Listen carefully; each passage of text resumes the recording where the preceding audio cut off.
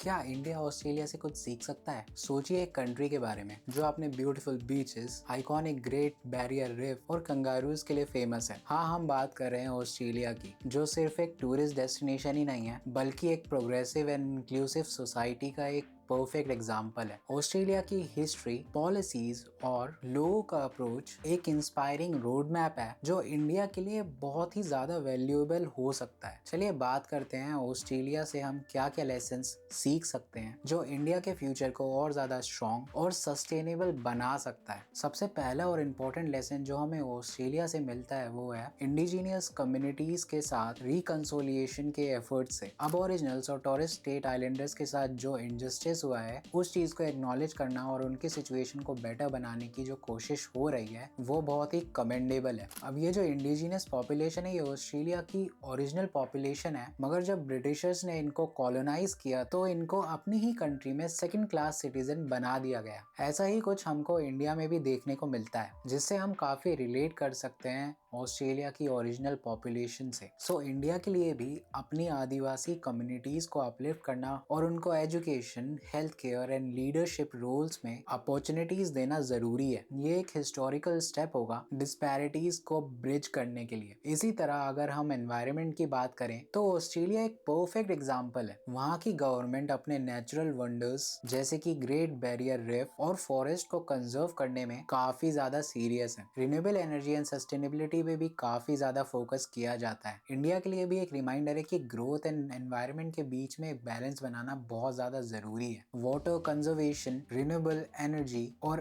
Urban greenery projects से India अपना ecosystem protect करते हुए ग्रो कर सकता है। अब अगर हम बात करें सोशल हार्मनी की तो ऑस्ट्रेलिया की मल्टीकल्चरल सोसाइटी एक परफेक्ट एग्जाम्पल है। यहाँ लोग अलग अलग एथनिसिटी के होते हुए भी पीसफुल एंड इक्वल फील करते हैं। इंडिया के लिए जो पहले से ही बहुत ज्यादा डाइवर्स्ड है, कम्युनल हार्मनी और कास्ट, जेंडर और रिलीजियस इनइक्वालिटीज को एड्रेस करना बहुत ज्यादा जरूरी है। स्ट्रॉन्गर एंटी डिस्क्रिमिनेटरी लॉज और इंक्लूजन फोकस्ड पॉलिसीज बननी बहुत ज्यादा जरूरी है हमारे कंट्री में, जिससे हमारे कंट्री में सबको इक्वल अपॉर्चुनिटीज मिले। और स्पोर्ट्स की बात करें तो उसका तो अलग ही लेवल है ऑस्ट्रेलिया में। क्रिकेट, रग्बी और फुटबॉल लोगों को एक कॉमन बॉन्ड में जोड़ता है। यहाँ स्पोर्ट्स का use health and community building में बहुत ज्यादा होता है। इंडिया इस बात से ये सीख सकता है कि क्रिकेट के बियॉन्ड जाके कबड्डी, फुटबॉल और एथलेटिक्स जैसे स्पोर्ट्स को ग्रास रूट पे प्रमोट किया जाए। रूरल एरियाज में भी स्पोर्ट्स इंफ्रास्ट्रक्चर डेवलप करने की बहुत ज्यादा जरूरत है ताकि हमारे यूथ को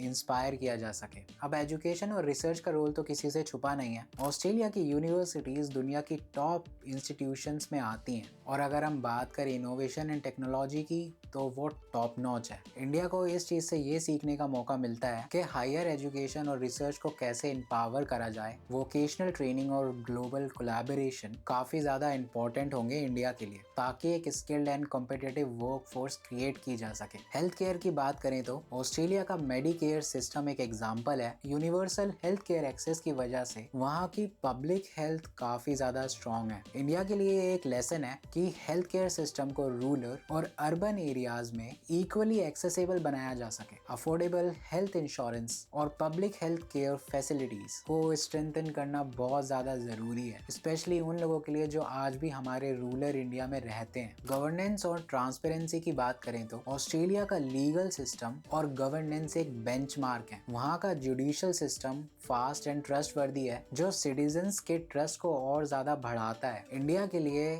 करप्शन को टैकल करना, जुडिशरी को मॉडर्नाइज करना और अकाउंटेबिलिटी को प्रमोट करना बहुत ज्यादा जरूरी है। इसकी वजह से गवर्नेंस एंड डेमोक्रेसी हमारे कंट्री की और भी ज्यादा स्ट्रॉन्ग हो जाएगी। और अगर हम बात अब कल्चर की करें तो ऑस्ट्रेलिया का वर्क लाइफ बैलेंस और मेंटल हेल्थ अवेयरनेस बहुत ही ज्यादा इंस्पायरिंग है। वहाँ लोग आउटडोर लाइफस्टाइल प्रमोट करते हैं और मेंटल हेल्थ को भी काफी ज्यादा सीरियसली लिया जाता है। इंडिया के लिए यहाँ एक बड़ा लेसन ये है कि हमारे वर्क कल्चर में रिफॉर्म्स लाए जाएं और अर्बन प्लानिंग को इस तरह से डिजाइन करा जाए कि लोगों की लिविंग कंडीशंस बेटर हो सके। टूरिज्म की तरफ देखें तो ऑस्ट्रेलिया अपने कल्चर और नेचुरल हेरिटेज का यूज टूरिज्म को बूस्ट करने में करता है। इंडिया के लिए जिसके पास ताजमहल से लेके नॉर्थ ईस्ट के अनएक्सप्लोर्ड एरियाज हैं जो कि अपने आप में ही जेम्स हैं, ये हमारे पास एक गोल्ड माइन है। मगर हमको सस्टेनेबल टूरिज्म इनिशिएटिव को बूस्ट करने की बहुत ज्यादा जरूरत है। इंफ्रास्ट्रक्चर इंप्रूव करना, टूरिस्ट सेफ्टी इंश्योर करना और हमारे लोकल कल्चर को प्रमोट करना बहुत ज्यादा जरूरी है। तो ओवरऑल ऑस्ट्रेलिया के अप्रोचेस, चाहे रिकंसोलिएशन हो, इंक्लूसिविटी हो या सस्टेनेबिलिटी हो,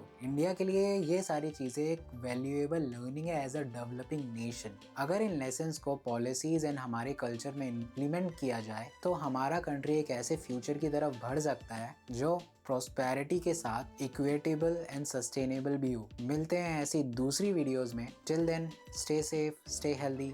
जय हिंद।